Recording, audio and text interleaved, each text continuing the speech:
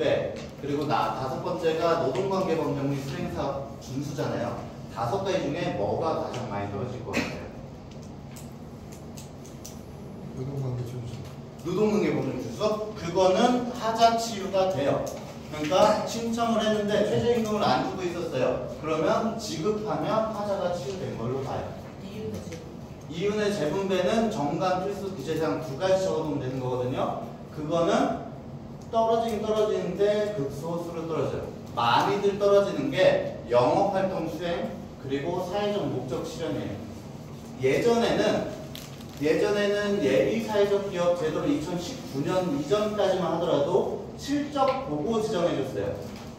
영업활동 하고 있냐? 그리고 5가지 유형 중에서 취약계층 고용하고 있냐? 서비스 제공하고 있냐? 둘 다 하고 있냐? 지역사회 공헌하고 있냐? 혹은 기타 창의력 진행하고 있냐? 이게 실적이 있어야지만 지정해줬어요. 근데 19년도부터 이게 계획으로 바뀐 거예요. 실적을 보고 지정하겠다는 게 아니고 계획을 보고 지정하겠다라고 했어요. 그럼 더 좋아질 것 같아요? 나빠질 것 같아요? 나빠져요. 지정률이 확 떨어졌어요. 왜냐면 예전엔 실적이 있으면 무조건 지정시켜줘야 됐던 거예요. 근데 지금은 실적이 있어도 계획이 타당하지 않으면 지정 안 시켜줘요.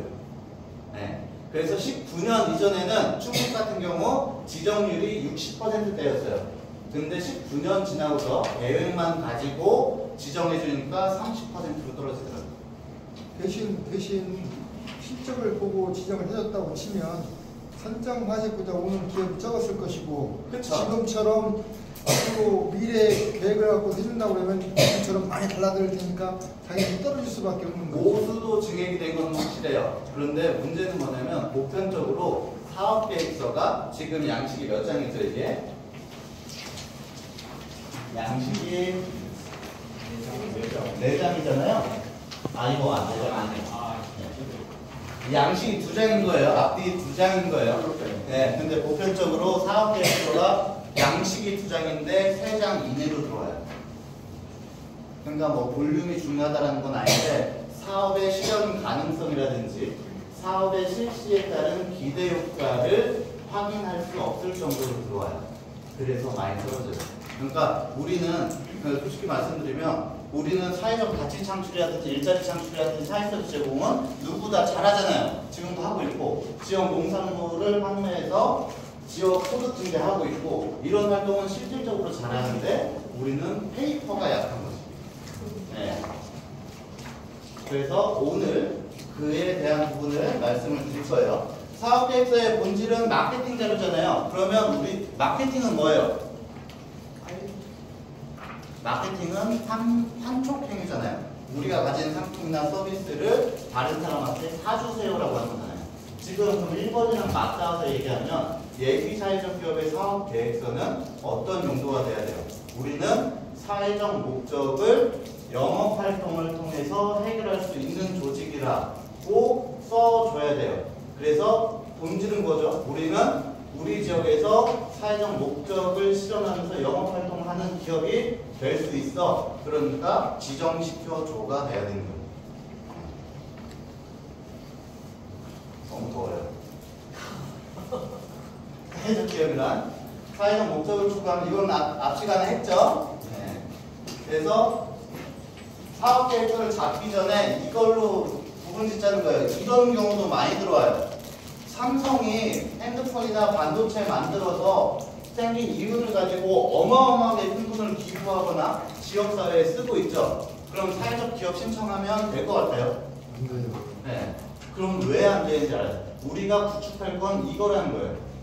그러니까 간혹가다 그런 기업들이 있어요. 우리가 자동차 사업으로 예를 들게요. 대표님이 그러시다는 건 아니고 자동차 정비 사업을 하는데 우리가 자동차 정비 사업 잘 되면 지역 복지기관에 기부할게 라고 들어오는 형태들이 있어요. 사회적 기업이. 그건 안 뽑혀요. 그건 이거잖아요. 사회적 기업할 때 바라는 거는 기업이 수익을 창출한 이후에 사회공헌 하라는 게 아니고 기업 활동 자체로 사회적 가치를 창출하면서 동시에 경제적 이익까지 창출한다. 자동차 정비도 예를 들어볼게요. 자동차 정비를 하는 데 있어서 취약계층 분들, 고령자일 수도 있고 장애인일 수도 있고 혹은 북한 이탈 주민분들일 수 있어요. 이분들이 직업이라든지 이런 것들을 갖기 힘들잖아요. 대표님께서 이 사람들을 고용해서 정비사로 양성할 거야. 그럼 취약계층 고용도 되고 영업활동이라는 자동차 정비도 되는 거죠. 동시에 병행하라는 거예요. 이거를 사업계획서 안에 녹이기 전에 이 가치를 정립시키는 게 첫 번째예요. 네. 마을 장르는 어떻게 하실까요? 그래갖고 여쭤본 거예요. 저 2시간 걸려서 왔거든요. 그래가지고 저만 힘들 생각은 없어요. 그래갖고 사업 내용 여쭤본 거예요. 마을 조합은 어떤 형태로 이거 제시하실 수 있어요?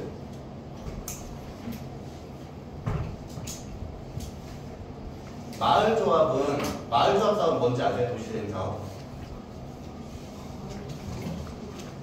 낙후된 지역이기 때문에 그쵸? 그리고 이제 그 같이 얘기해요. 네. 네. 뭐예요? 네. 저는 뭐가 죄송해요.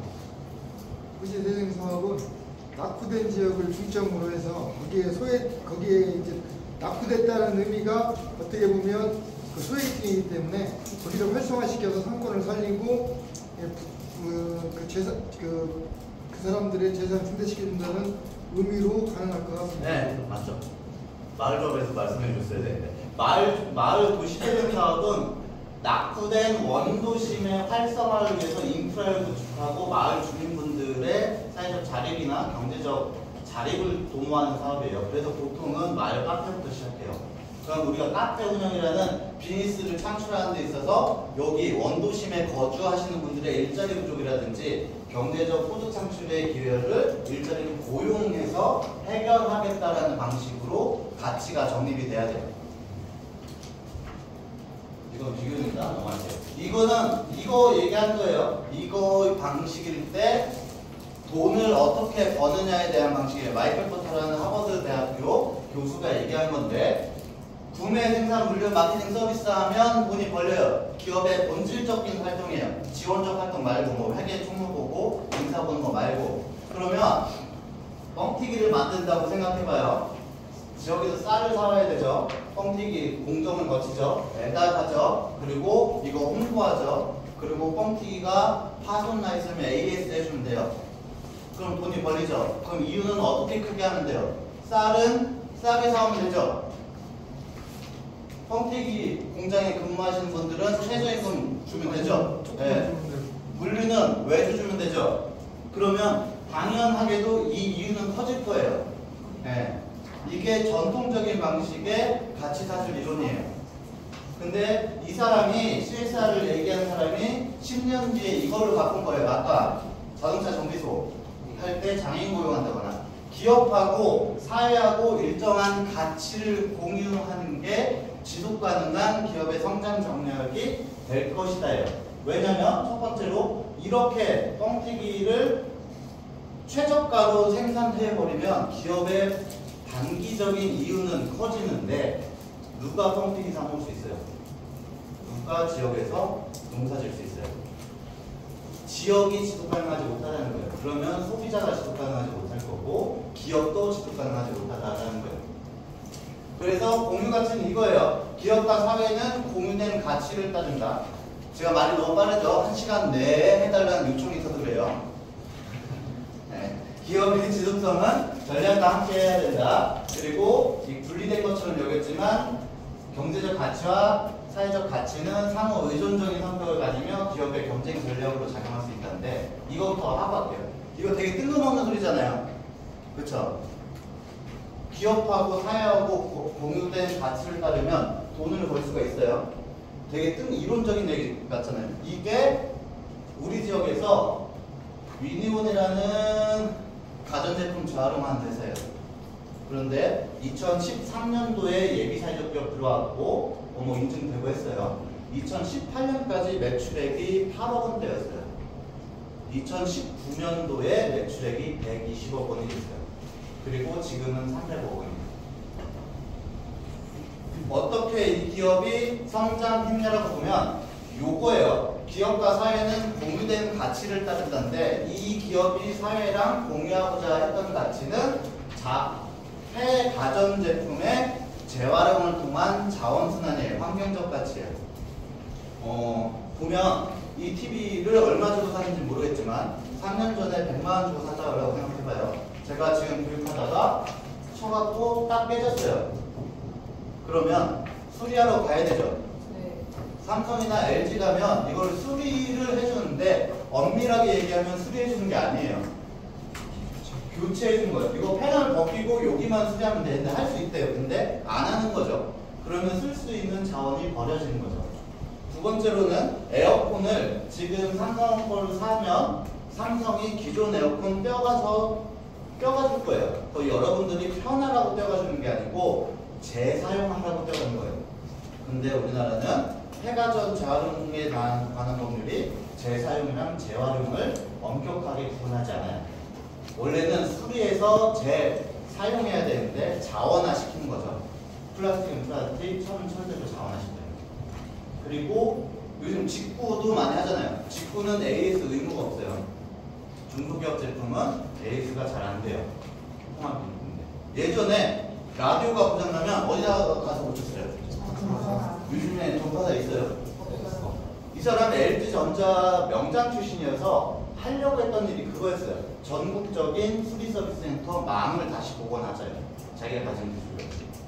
근데 어떻게 그렇게 갑자기 100억 원이 뛰었냐면 2020년에 쿠팡이 가전제품 사업을 시작한 거예요. 예전에는 지금처럼 막 먹거리 하든지 이런 걸 팔았는데 그때부터 냉장고 팔고 TV 팔고 컴퓨터 팔고 다른 건 그냥 배송해주면 되는데 가전제품은 설치해줘야 되고 AS라는 의무가 따라왔어요. 우리나라에서 AS 할 수 있는 데가 4군데 있어요. 삼성, LG, 동부대우, T삼보. 삼성, LG는 본인 것만 한다고 했고 T삼보는 가전제품에 대한 이해도는 없었어요. 그리고 동부대우는 바빠요. 왜 바쁜지 아시는 분? 아이폰 고치가 바빠요. 네. 그래서 전국적인 망을 갖춘 데가 여기밖에 없는 거예요. 그래서 여기는 가전제품은 재활용돼야 된다는 가치를 사회랑 공유하려고 했고 거기에 따른 걸로 이렇게 돈을 벌었어요. 지금은 300억 버는데 내년이나 내후년에는 상장될 것 같아요. 왜냐면 샤오미가 국내 진출하고 싶어요. 근데 샤오미도 국내 진출 못하는 게 AS예요. 여기랑 비슷하게 하는 거죠. 그래서 기업과 기업의 경쟁 전략으로 작동할 수 있다고 이 얘기를 왜 드리냐면 예비 사회적 기업이 되는 건 그렇게 고난이도라고 생각 안 해요. 저는 여러분들이 첫 시간에 들었을 때 멘붕이 오셨을 수 있는데 그건 처음 듣는 얘기니까 예비 사회적 기업이 되고 나서 우리가 더 중요하잖아요. 기업분들이 항상 힘든 건 이 세 번째 줄 때문에 그래요. 경제적 가치와 사회적 가치가 분리된 것처럼 느낀다. 이거는 뭐 어떤 얘기냐면 기업 운영을 하면 비즈니스 임팩트 돈을 버는 거고 사회적 가치를 창출하면 사회적 영향력이 발생이 되는 거예요. 그러면 이걸 이공법적으로 생각하잖아요. 우리가 사회적 기업은 2개 다 해야 되는 거죠. 사회적 목적을 추구하면서 영업 활동을 해야 되는 거잖아요. 돈도 벌어야 되는 거잖아요. 2개를 분리시켜서 생각하면 영업 활동이 빈약하면 영업 활동을 올리고 이건 내려야 되는 거예요. 우리 취약계층 일자리 창출해야 된다고 생각하면 취약계층 일자리 창출하잖아요. 영업 매출은 떨어져요. 그러니까 그런 관점으로 접근하게 되면 사회적 기업 운영하는 내내 균형 잡느라고 대표님 지금 빠져요. 그러니까 이거 어떠한 가치를 공유할 거냐, 이 가치를 어떻게 우리의 경쟁 전략으로 삼을 거냐가 예비 사회적 기업의 제도 진입하기 전에 선행돼야 돼요.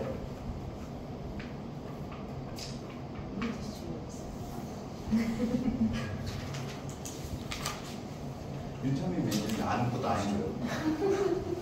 나 강사로 부른 사람은 아무것도 안 해줘요. 네. 그래서 이거를 해야 된다. 사업계획서 잡기 전에 개념을 정립하고 두 번째로 해야 될 게 우리가 제공하는 상품이나 서비스를 재정의해야 돼요. 그러니까 그냥 간략하게 얘기해 볼게요. 간략하게 얘기해 보면 자동차 정비 사업 하시잖아요. 지금 자동차 정비를 우리의 상품이나 서비스로 정의하면 균형점 계속 잡아나가야 되는 거예요. 장애인분들이 거기 고용되면 다른 사람들보다 정비를 똑같이 해낼 수 있어요? 저는 정비는 아닐게요. 죄송합니다. 자동차 관련 분야이거든요. 네. 그러니까 장애인분들도 가능할 수 있죠. 효율이 떨어진다는 말씀하시는 거예요? 네, 그냥 정비도 그냥 해주세요. 아, 네, 저를 위해서 오늘은 정비 사업 하신 걸로 해주세요. 아, 네.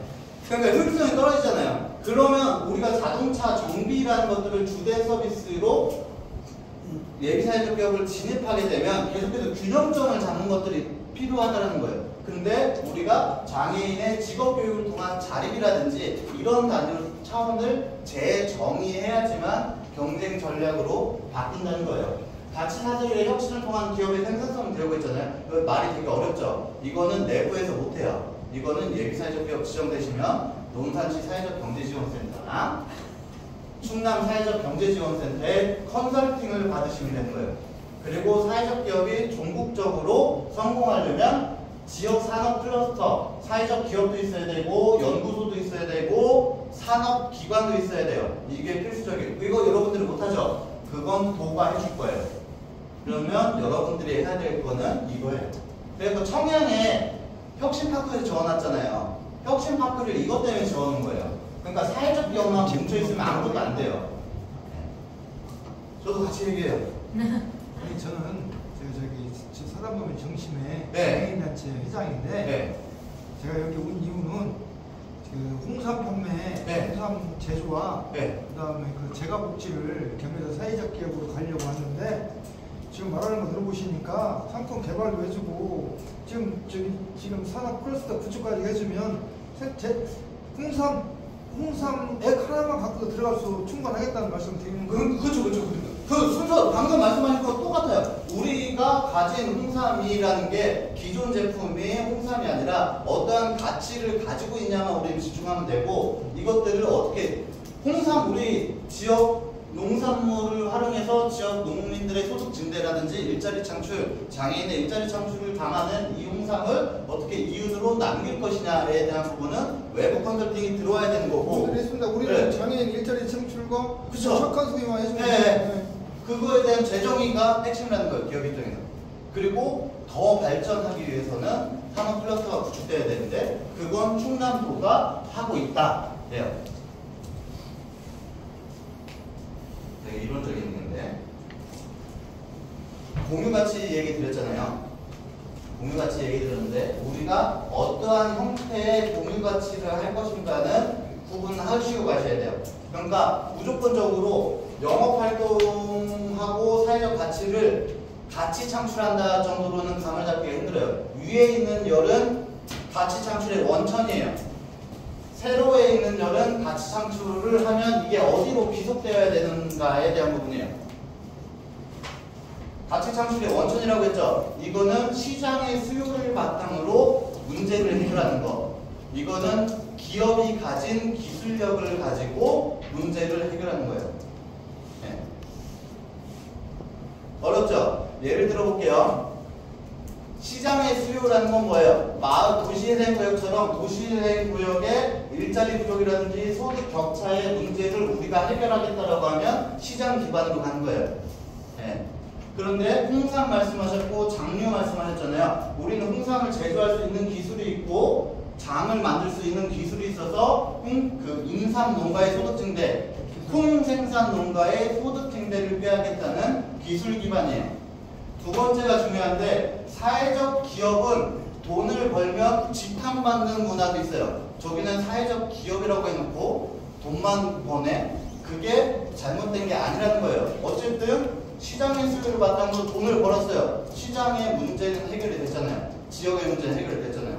그래서 우리가 방향을 정립할 때 시장의 수요를 바탕으로 문제를 해결해 줄 때 돈을 벌 건지 아니면 시장의 수요를 계속해서 확대해서 해결해 줄 건지 이거는 구분 지어야 된다는 거예요. 예를 들면 아프리카에 이런 전력 문제들 항상 있잖아요. 삼성이 이거 갖다 팔아먹었어요. 정부한테. 돈 벌었죠. 그런데 이게 나쁜 일이에요? 좋은 일이죠. 그러니까 이렇게 생각하면 되는데 사회적 기업이 이윤이 축적되면 지탄부세요. 문화가. 그런 거 전혀 아니라는 거예요. 혹은 SK는 통신 기술 갖고 있잖아요. 시장이 옛날에는 결제하기 불편했잖아요. 그러니까 요즘 사람들 다 카드 갖고 다니고 상담 페이해야 되는데 그런 게 안 되니까 SK텔레콤이 이거 다 따라줬어요. 그럼 당연히 SK텔레콤이 망통신료 받는 거겠죠. 돈을 벌었죠. 그런데 기술적인 거를 바탕으로 문제가 해결이 됐잖아요. 네. 혹은 이런 것도 있어요. 유한킴벌리는 제조회사잖아요. 기존이 가지고 이런 데 회사였잖아요. 근데 여기가 노인 일자리 문제가 심각하니까 노인 택배 사업한 거예요. 그러니까 아파트 같은 단지에다가 노인분들 고용해서 아파트는 여기까지만 짐 실어다주고 아파트 노인분들이 그냥 걸어다니면서 배송할 수 있게. 이걸로 돈 못 벌어요. 근데 노인 일자리만 계속해서 늘려나가고 있는 거죠. CJ는 본인들이 가진 토종 종자 기술 같은 이런 것들을 중소기업한테 확산시켜주는 거예요. 이게 제가 기억이 안 나는데 저 고향이 영리군 조치원이거든요. 영리군 조치원에 단장 공장이 하나 있었어요. 지금 거기 상장되어 있는데 제가 어렸을 때 양조 간장을 만들면 무조건 발암물질이 나오는 시스템의 구조였어요. 근데 조치원에 있는 간장 공장에 그 방치 기술을 갖고 있더라고요. 네. 그런데 어떻게 보면 굉장히 큰 사업적 기회잖아요. 거기는 기술을 그냥 풀어버렸어요. 본인들이 가진 기술을 공개해서 사회적인 문제를 해결하는 형태도 있어요. 그래서 우리가 이 네 가지 중에서 어디로 나아갈 건지는 정리하셔야 돼요. 우리는 그러니까 제가 예비사회적 기업이나 사회적 기업 심사를 나가게 되면 그것부터 여쭤봐요. 어떤 사회적 문제를 해결하실 건지, 어떤 지역 문제를 해결하실 건지는 반드시 여쭤봐요. 그러면 우리 지역은 이런 문제가 있어서 저희는 문제를 어떤 방식으로 해결할 거예요. 혹은 저는 이런 기술을 가지고 있는데 이 기술은 우리 사회가 안고 있는 이런 문제를 해결할 수 있어요. 라는 것들은 정립이 돼야 돼요. 사업계획서를 기술적으로 쓰기 이전에. 한 가지만 여쭤봐도 네. 되겠습니까? 네. 아까 지금 좀 전에 지금 시장 기반 기술 네. 말씀하실 때 사회적 가치 중심 시장 사회형은 지금 제가 받아들이기로는 사회적 아까 얘기했던 우리는 장애인 일자리 창출을 우선으로 해서 사회적 기업을 만들어 간다. 그러면 충청남도나 이런 데에서 기술적인 부분과 이런 걸 지원해 받아서 생산을 할 수 있게끔 도와준다는 걸로 들었거든요. 반드시 도와준다는 아니에요. 그러니까 그런 기회들이 부여가 된다는 거지. 네. 그러니까 우리는 사회적 기업을 할 때 우리 기술 경제형은 아니기 때문에 사회형으로만 가도 충분하다는 말씀을 들리기도 하거든요. 네. 그러니까 이게 어느 게 더 우월하다라고 말씀드린 거 아니에요. 제가 처음에 어떤 사업 하시는지 잘 여쭤봤잖아요. 근데 여러분들께서 법인격도 말씀해 주셨죠. 지금 대표님 사업체를 말씀드리면 장애인 활동 지원 서비스 하시잖아요. 이거는 시장의 수요를 가지고 사업을 하시는 거예요. 문제를 해결하시는 거예요. 근데 저기 사단법인이거든요. 사단법인은 구조적으로 경제적 가치 창출 못 하는데요. 뭐냐면 주식회사는 돈을 벌면 배당하는 거잖아요. 사단법인은 배당 못 해요. 여기는 태생적으로 이걸로 규정되어 있어요. 네. 그래서 마을로 말씀드리면 우리가 어디 사세요? 그때 상월면 갔었어요. 네. 상월면에 거주하시는 분들이 콩을 키워요. 근데 콩은 잡곡 같은 경우에는 가지고 있는 문제가 구매자가 한정적이잖아요. 농협이라든지 일부한테만 팔아먹어야 돼요. 그러면 구매자의 힘이 세면 싸게 팔 수밖에 없어요. 네. 그러면 시장의 기반, 우리의 농가, 잡곡 생산 농가들이 소득 수준이 너무 낮다. 그리고 불안정하다라는 걸 우리가 해결할 거야. 그런데 이걸 가지고 이 문제를 해결해서 장을 만들어서 돈을 많이 벌어서 마을 주민들한테 분배해줘도 돼요. 이것도 사회적 가치잖아요. 네. 그런데 장을 만들어서 더 많은 잡곡 생산 농가들이 농사 질 수 있게 혹은 그 식량 자금률을 높인다라든지 로컬 푸드에 대응한다든지 이런 방향으로 갈 수도 있어요. 그러니까 우리가 어떤 문제를 해결할 거고 우리는 어떤 지향을 가지고 나갈 거다라는 걸 정리하고 가자라는 거예요. 적으실 부분이 없는데 적으신 겁니다. 박사님. 까먹기 보통 이러면은 논문 할 때 뒤에 질문으로 돌아오던데. 네. 제도적 요건도 신경 쓰셔야 돼. 앞에 5가지 요건 했잖아요. 사업 계획서를 통해서 이것들이 적극적으로 증명되면 가장 좋고, 적어도 이것들이 안 맞아는 필요가 없는 거예요. 그러니까 조직 형태, 실적인 독립된 형태가 있어야 되죠. 법인 형태로. 두 번째, 사회적 목적 실현. 이건 뒤에 할게요. 사회적 목적 실현. 우리 조직의 주된 목적이 사회적 목적을 실현하는 것에 있다가 사업계획서의 주된 내용이 돼야 돼요. 그리고 영업활동을 수행할 것. 우리 어떤 재화나 서비스를 제공하고 판매할 건지. 그리고 이거는 정관 기질 사항입니다. 근데 사업계획서상에 이거는 어디다 쓸 것이다가 나와야 되는 거죠. 근데 사단법인, 사회복지법인, 사단법인은 이 조항은 아예 신경 안 쓰셔도 돼요.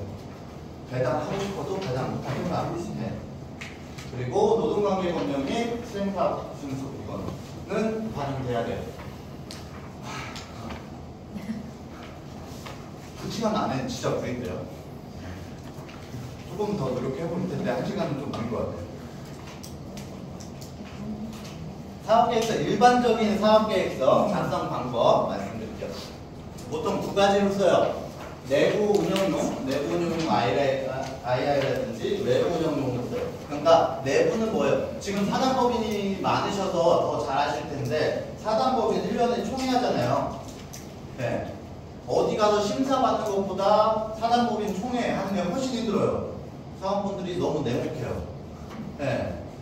그러면 우리의 운영 현황이라든지 이런 것들을 솔직하게 보여줘야 되는 거잖아요. 우리 작년에 어떤 사업했고, 재무 상황 어땠고, 사업 성과는 어땠어, 이런 것들을 있는 그대로 보여주는 게 내부고, 투자를 받으려면 어떻게 해야 돼요? 거짓말을 하는 게 아니고, 우리는 이 정도 목표가 설정되어 있고, 이 목표를 달성하기 위해서 이런 단계를 밟아갈 거야. 그래서 네가 지원해주면 실현될 수 있고, 이만큼의 성과가 나올 수 있어야. 이게 외부 운영용 사업계획서예요. 그럼 둘 중에 뭐 써야 돼요? 지금 써야 되는 용도는? 내부? 외부예요. 그러니까 이거 하나 말씀드리면, 우리가 예비사회적 기업 되면 여러 번 심사를 해요. 그러니까 예비사회적 기업은 한 번이고, 사업개발비도 받으셔야 되고, 뭐 다른 사업도 받으셔야 되고 그런단 말이에요. 예비 때는 다들 이렇게 써주세요. 우리 좋은 일 할 거고, 사회적 목적 실현할 거고, 기업으로서 지속 가능할 거야 라고 써주세요. 근데 지원사업 심사 나가잖아요. 갑자기 이걸로 바뀌어요. 아, 우리 너무 힘들어, 지원해줘야 돼로 바뀌어요. 네. 우리 일자리 안 주면 망할 것 같아, 이런 걸로 바뀌어요. 그러니까 정부 예산도 도의 예산도 어쨌든 투자잖아요. 일자리 창출 사업은 왜 주는 거냐면, 여러분들이 신규 일자리를 많이 창출하라고 주는 거예요. 그리고 사업개발비는 여러분들이 돈을 더 잘 벌으라고 주는 거예요. 근데 갑자기 이렇게 바뀌어요. 예비사회적 계획 되면 우리 힘들어로 바뀌어요. 그런데 투자 안 해요. 네. 그러니까 우리 피해 식별을 정확하게 해야 돼요. 아무리 충청남도가 지정해준 예비사회적 기업이라고 하더라도 항상 외부예요. 이런 순서로 쓰시면 돼요. 전체 목차 구성하고, 시장 및 기술 분석해야 되고, 개량 분석해야 되고, 내용 작성하시면 됩니다. 근데 이거는 그렇게 일단 뭐가 힘드냐면, 논문 쓸 때 박사님 뭐가 가장 힘든가요? 저 같은 경우는 차례를 정합니다. 네? 그렇죠. 이게 가장 힘들어요. 전 박사님한테, 지도 교수님한테 가면 맨날 이것 때문에 깨지는 거예요. 근데 우리는 다행히 목차가 정리되어 있잖아요. 네. 그러니까 이거에 그렇게 신경 쓸 필요가 없다는 거예요. 우리는 아쉬운 건 시장 기술 분석, 개량 분석이 들어가면 난 너무도 좋을 것 같은데, 심사위원회 입장에서는 너무도 좋을 것 같은데, 그것들이 빠진 사업 계획서가 자꾸 온다는 거예요. 그러니까 내가 어떤 사업할 건지는 여러분들은 다 아시잖아요. 그런데 심사위원들은 몰라요. 심사위원이 모든 거를 다 안다고 생각하지 마세요. 네.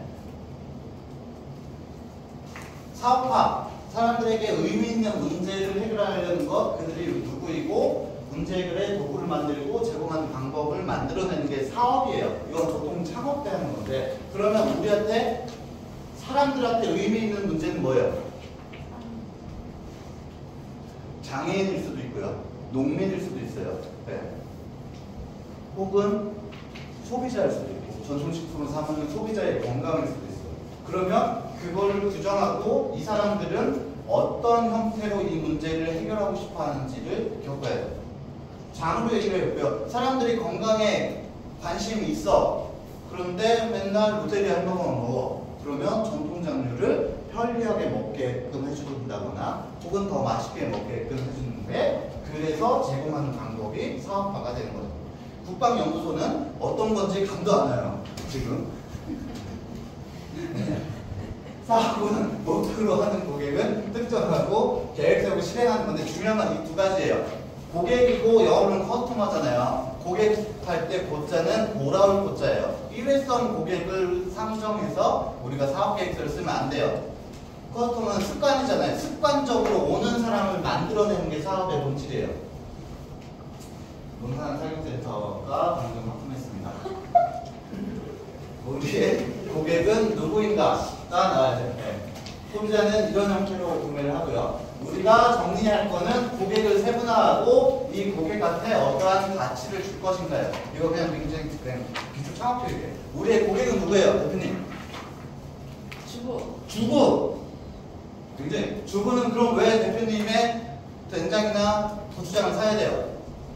건강에 좋기 때문에. 와. 네, 원래 이거 다 오셔야 되는데 대표님께서 말씀 워낙 홍삼으로 해보세요, 대표님. 홍삼은 모든 사람의 그 건강에 좋죠. 감상할 수 있고 네. 또 장애인들을 고용해서 착한 이분들한테 착한 소비를 권할 수도 있고 네. 그런 식으로 가면 네. 될 것 같습니다. 너무 좋죠. 정관장하고의 차별성은 뭐예요? 정관장은 뭐 이제 뭐 가격은 비싸다. 똑같지만 저희들은 조금은 이제 서민화된 좀 저가로 가야겠죠. 네, 그거 조금 뒤에 말씀드릴게요. 그러니까 지금 논산에 오신 분들 수준이 너무 높아요. 그래서 다시 나온 거예요. 네. 그 지금 대표님께서 말씀하신 게 너무도 좋은 사회적 기업의 전략인 거예요. 홍삼을 만드는 데 있어서 장애인의 일자리라든지 이런 것들을 만들어내서 그 윤리적인 가치 혹은 착한 소비라는 가치가 담긴 상품을 팔겠다는 거예요. 그게 정리가 돼 있으면 이게 두 단계로 나뉘지 않아도 돼요. 그런데 우리는 지금 우리 스스로가 생각해봐요. 우리가 어떤 상품을 구매할 때 그런 가치까지 고민해서 사는지가 아니잖아요. 그래서 지금 마케팅 전략이 두 가지가 필요한 거예요. 상품 자체로서의 훌륭함, 그리고 우리가 전달할 수 있는 윤리적 소비라든지 사회적 가치가 담긴 소비에 대한 내용 두 가지가 필요한 거예요. 그럼 고객이 둘로 나뉘어야 돼요. 그리고 이것도 원래 좀 길게 하는데 대표님 때문에 빨리 끝나요. 정답을 말씀해 주셔서. 그러니까 고객은 우리한테 의미 있는 걸 사잖아요. 이거 아이폰 15 프로고 이거 효도폰이에요. 대표님 어떤 거 사실래요? 아이폰 15 프로 효도폰. 그렇죠. 그러니까 기능적으로 위에 있는 것만 선택되는 게 아니라는 거예요. 우리는 이러한 차별성을 가지고 여기에 집중할 거야라는 게 필요해요. 그리고 소카 같은 것들, 편리함. 요즘 그렇게 안 되죠. 소카가 줬던 건 어떤 편리함이에요? 제가 논산에서 소카 타고 청주에 갔다 놔도 그걸로 끝인 거잖아요. 혹은 꾸러미, 선택형 꾸러미 말고 이제 저는 꾸러미 시켜 먹는데 너무 좋더라고요. 장 보러 가서 뭐 골라야 되는지 생각하기도 귀찮아요. 그냥 알아서 보내주고 요리법도 보내주면 그걸 해먹는 거. 혹은 저가, 혹은 연비 같은 편의성. 이거 드시는 분 계세요? 강성준 계시는데 이거 드셔보셨어요, 팀장님? 이거 다 드셔보셨어요? 이게 분명히 마치 내가 반 같이 기른 것 같은 거예요. 그래서 사 먹어요. 네. 이런 것들. 그래서 정리를 하면 가치 제한에 요즘 기능적 니즈가 있는 거고 감성적 니즈가 있는 건데 보통은 제가 여러분들 무시해서 하는 말은 아니고 이거는 자본 우위 전략이에요. 아까 홍삼 말씀하실 때 그 얘기하신 가격 경쟁력을 하겠다. 가격 우위 전략은 자본적 우위가 있는 기업들이 선택하는 전략이에요. 우리는 선택 못해요. 그리고 예전에 이거 예전 거에서 예전에 제가 작성한 거에서 그런데 이거 있잖아요. 여기 세련된 돋보임이 있었는데 이런 것처럼 촌스러움이나 친밀함이 더 각광받는 시대예요. 그래서 뭐 이런 건데 예상 목표 고객 그리고 고객의 문제 불편사항 왜 불편사항이라고 했잖아요. 이건 어떤 측면이냐면 기존의 고객들이 뭘 불편해하는지를 알고 내가 그걸 해결해줘야지 우리의 고객이 되는 거예요. 이미 거의 모든 상품이 나와 있잖아요. 모든 상품이 나와 있는데 기존에 사던 그 습관, 고객이나 커스터머를 나한테 돌리려면 그 불편을 어떻게 해소해 줄 건지에 대한 내용이 나와야 돼요. 그리고 여러분들이 제일 안 써주는 거, 여러분들도 굉장히 이기적이에요. 심사위원회 입장에서 보면. 여러분들은 다 알지만 저는 몰라요. 이거는 시장 분석인데 2018년에 보면 100개의 기업이 설립되면 22개가 커피숍. 그 중에 14개는 망해요. 이런 것들. 그러니까 지금 커피숍이 있었나봐요. 그러니까 지금의 시장 분석을 하는 거예요. 시장 분석이 무조건 이 사업을 할지 말지에 대한 것들을 결정하는 건 아니에요. 근데 이럼에도 불구하고 우리가 사업을 해야 되는 이유가 있는 거죠. 혹시 커피숍 하세요? 카페 하세요? 앞으로 할 예정이 있어요. 아, 예. 그러면 방금 접었어요? 아니요. 더 잘해보세요. 더 특성 있게 하세요.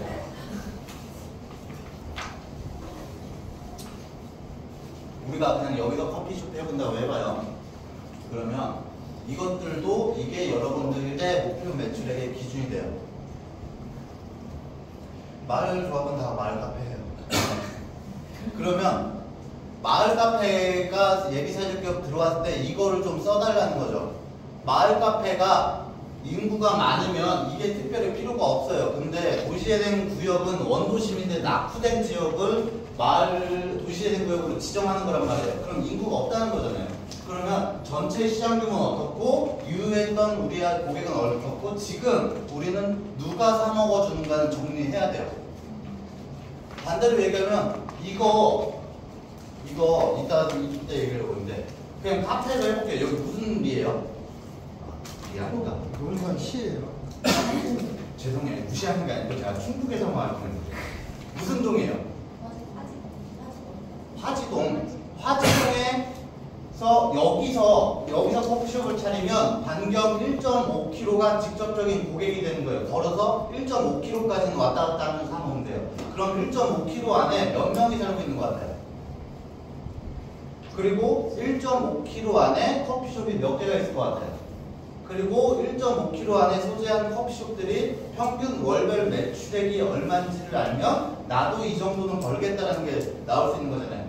그게 조사가 안 돼 있잖아요. 안 돼 있으면 네이버에 상권 분석을 치시면 할 수 있어요.